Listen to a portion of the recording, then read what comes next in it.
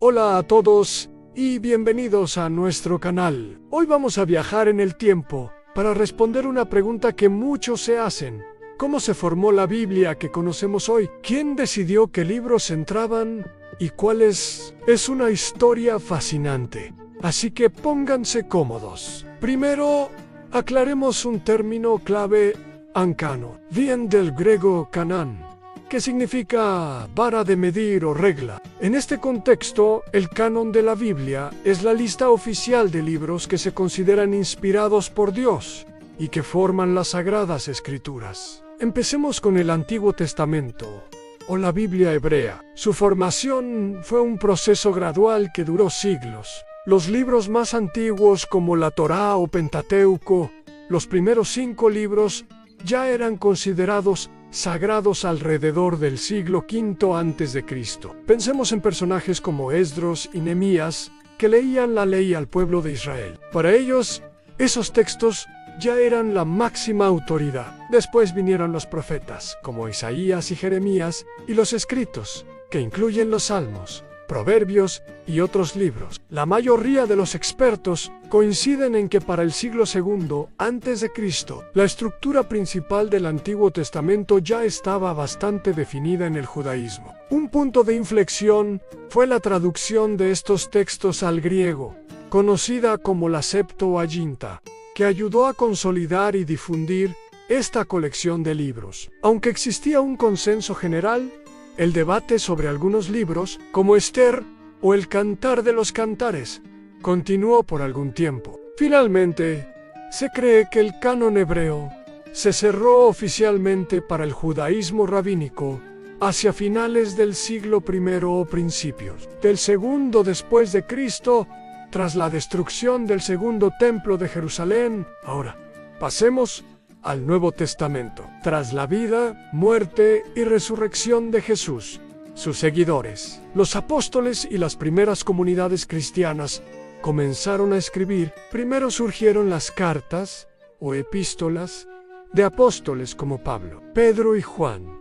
Estas cartas se escribieron para guiar, enseñar y corregir a las nuevas iglesias que iban naciendo por todo el Imperio Romano. Las cartas de Pablo, por ejemplo, circularon y se leyeron en las reuniones de culto desde muy temprano, casi como si fueran escritura. Luego, se escribieron los evangelios a Mateo, Marcos, Lucas y Juan.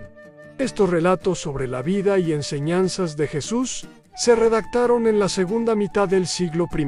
No fueron los únicos evangelios que se escribieron, pero estos 4 ganaron rápidamente un reconocimiento universal en las iglesias por su conexión directa con los apóstoles o sus discípulos más cercanos. Se consideraba que ofrecían el testimonio más fiel. Durante los siglos II y III, la iglesia primitiva se enfrentó a un desafío.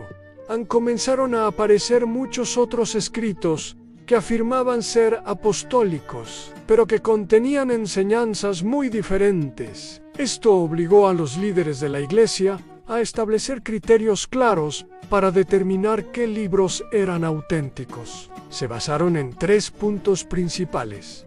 Primero, el origen apostólico, es decir, si fue escrito por un apóstol o un colaborador cercano. Segundo, la coherencia doctrinal, si su mensaje estaba en armonía con la enseñanza apostólica ya aceptada. Y tercero, el uso generalizado y la aceptación por parte de las iglesias de todo el mundo. Figuras importantes como Ireneo de León, a finales del siglo II, ya defendían el uso de los 4 evangelios canónicos.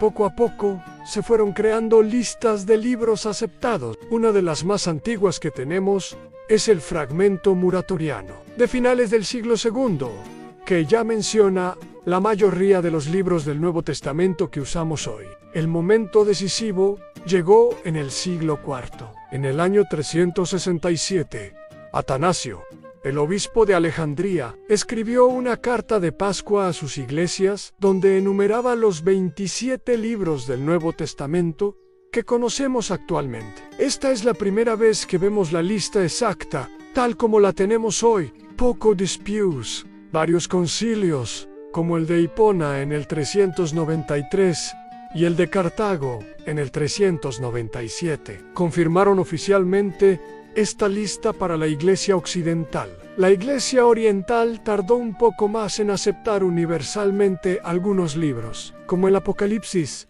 pero para el siglo V ya existía un consenso casi total. Así que, como ven, la formación del canon bíblico no fue obra de una sola persona o un solo concilio que se reunió un día y tomó una decisión. Fue un proceso orgánico, guiado por el uso y la reflexión de la comunidad de fe a lo largo de muchos siglos, reconociendo aquellos textos que consistentemente demostraron ser la palabra inspirada de Dios. Espero que este resumen les haya parecido interesante y les haya ayudado a comprender mejor el origen de la Biblia. Es una historia de fe, tradición y discernimiento. Si te gustó el video y quieres aprender más, no olvides darle me gusta, suscribirte al canal y activar la campanita para no perderte en nuestros próximos contenidos. Gracias por acompañarnos y hasta la próxima.